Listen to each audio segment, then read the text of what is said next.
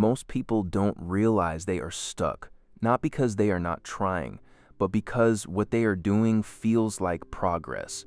They think they are thinking, planning, preparing, but what they are actually doing is repeating the same habits, the same thoughts, the same reactions.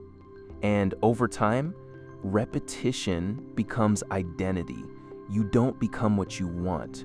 You become what you repeat. That's the real trap, because repetition feels normal. And once something feels normal, you stop questioning it. Think about a typical day. You wake up at the same time. You check the same apps. You think the same thoughts about your situation. You respond to stress the same way. You delay the same things. You avoid the same discomfort. Nothing feels obviously wrong, but nothing changes either. And that's how people stay stuck for years. Not because they fail, but because they repeat. Your brain is responsible for this. Not because it wants you to fail, but because it wants to save energy. The brain is built for efficiency. It turns repeated behaviors into habits and habits into automatic actions, because automatic actions require less effort, less thinking, less energy. That's useful for survival, but dangerous for growth, because once something becomes automatic, you stop choosing it. Now here's where it becomes more serious.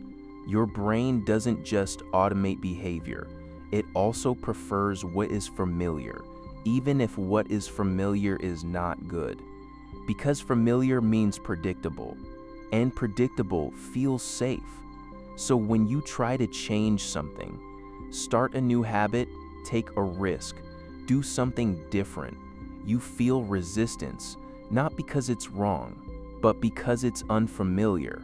That resistance feels like doubt, it feels like hesitation. Sometimes it even feels like logic. I am not ready yet. I need more time. I need to think about it. But most of the time, that's not logic. It's protection. Your brain trying to keep you inside what it already understands. Now let me give you a simple example. There was someone who wanted to start creating content. He had the ideas, he had the tools, he had the time. But every day, he delayed. He told himself he needed a better setup, better lighting, more preparation. Days turned into weeks, weeks into months. Nothing changed, not because he couldn't do it, but because every time he tried to start, he felt resistance. And instead of acting through it, he stepped back. One day, he did something different. He didn't wait. He didn't prepare more. He just recorded something simple. It wasn't perfect, actually. It was far from perfect, but something changed. The resistance dropped. Because now the situation was no longer unknown. It became familiar. The second video was easier. The third even easier. Not because he suddenly became confident, but because his brain adapted. What was once uncomfortable became normal. And that's how change works, not through thinking more, but through doing differently. Because action changes what feels familiar, and what feels familiar determines what feels possible. Most people are waiting for clarity. They believe they need to fully understand everything before they start. But clarity doesn't come before action. It comes after it. You don't figure things out by thinking longer. You figure things out by doing. Action creates feedback. Feedback creates understanding. Understanding creates direction. That's the real sequence. The longer you wait, the harder it becomes, because you are reinforcing the old pattern. Every delay strengthens it. Every excuse confirms it. Every repetition makes it more automatic.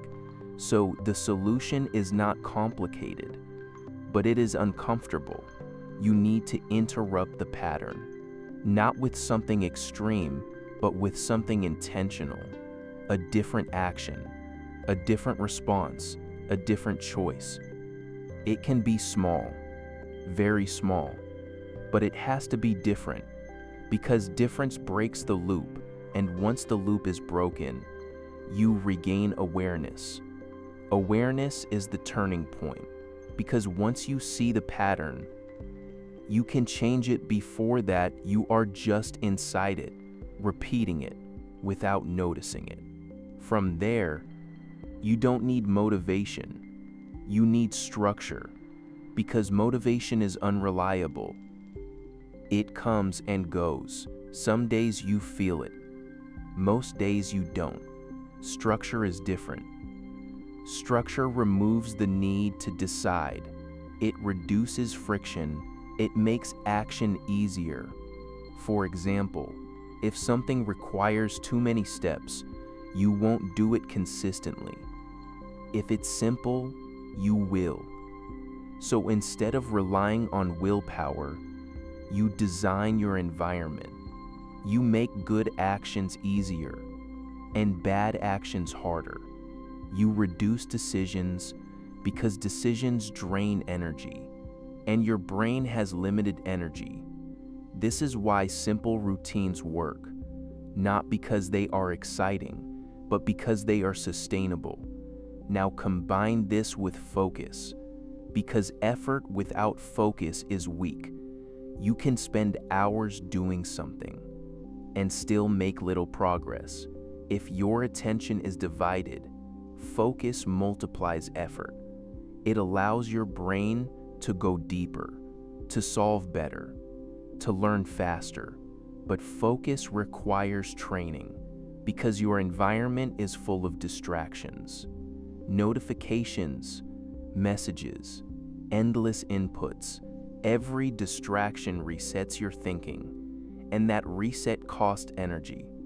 So when you remove distractions, you don't just feel calmer, you become more effective.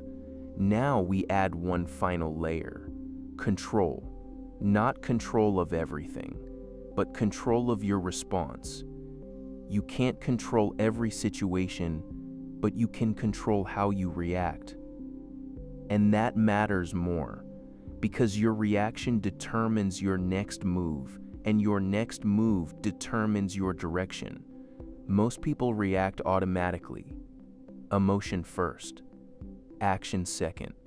But when you pause, even briefly, you create space, and in that space, you have a choice, and that choice is power.